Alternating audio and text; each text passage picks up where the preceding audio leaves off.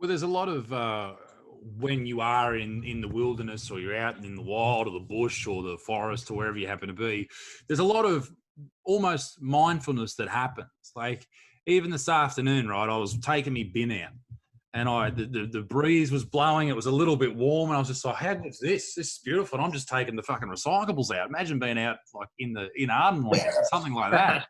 Be Right, incredible. exactly. But it is, it is something that I think a lot of people miss out on. And perhaps the feeling you have when you're being charged by a massive bull elephant, maybe it is that primal feeling that brings you back to earth. And as you said, re-energizes or revitalizes your sort of your being, if you will. Because there is this weird energy that comes with animals and nature. And when you're getting 100%. amongst it, like I, for one, hate being away from the ocean. Like I was born on the Really? coast, and I just, when I Right. go away on tour, I like to get back. I like to see it, and then I'm happy, sort of thing. You know, it's this weird thing of when you're inland and you're landlocked and you can't. There's no, I don't know. It just seems because the ocean is It's a obviously, point of reference.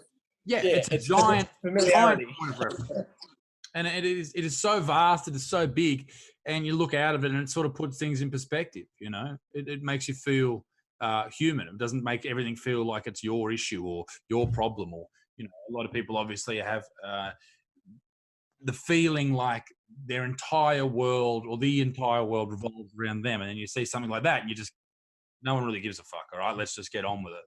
The whole moss rock floating through space.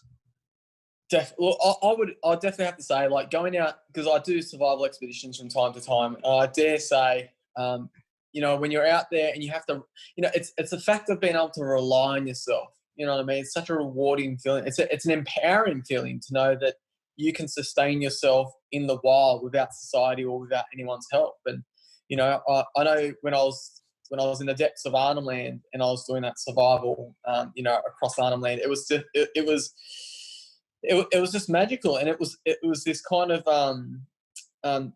awakening to know that my ancestors, and that's a crazy thing. Is like, if you want to really look at it this way, it was only 200 to 300 years ago that your ancestors and my ancestors were essentially living off the land as like hunter gatherers. Yeah, they might have had their own agricultural kind of thing going on, but they were still actively out there doing hunting as well. So we haven't really detached too far from that. We can go back to that. And it was interesting, I had a moment just recently with this whole COVID thing and people were freaking out. And I was wondering, if people had the skills and the abilities, could we potentially go back and live out there in the wild? And I think there'd be a percentage of us that could. I don't think as individuals, as solo individuals. So if I was to just go, you know what, fuck it, I'm going to go out there and try and survive by myself and see how long I can last for, I don't think I'd last that long. I think humans have to work together.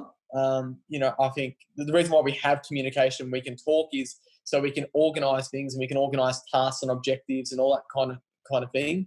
I think it's absolutely critical to have, women, obviously for procreation to happen as well. But it can't just be other men things. out. Very useful people, women. But yeah, it can't just be like a whole male-dominated thing. Like women have, if not a more important role than the men. Like the men were known as the hunters going for meat, but the women were sustaining the men's energy systems by acquiring carbohydrates and all that kind of stuff. So I can't go out for these long journeys of hunting unless I've had the help from women. So it was, I think, very romantic in a way to see our connection as well back in the day. And it's interesting to see how the roles and the responsibilities have changed. But I think it's a very interesting insight. It could even be a really cool experiment. To just take a small population of people, whether it be 50 people, drop them off in an area and just see if they can sustain themselves for a period of time. I think that would be a very interesting experiment to do from a psychological point of view as well. I think as far as the gender roles, the next Big Brother. yeah, absolutely, Big Brother Bush.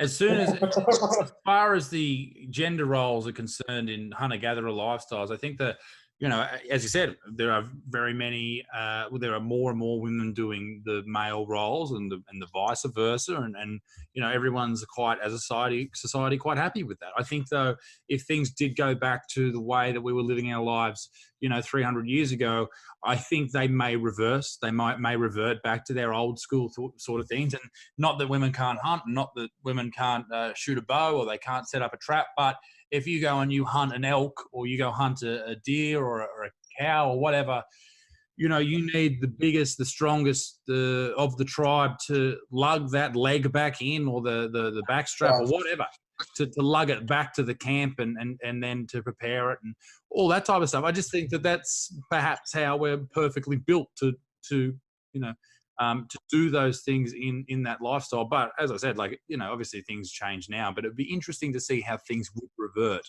Would they revert straight back to that, or would they have a bit of a mix on it? I mean, maybe they'd have a bit of a mix. Maybe some women would be doing this. Maybe the transgender women would be doing that. Like, I don't know. I'm sort of like, Right. I've never thought about this, to be brutally honest. Yeah.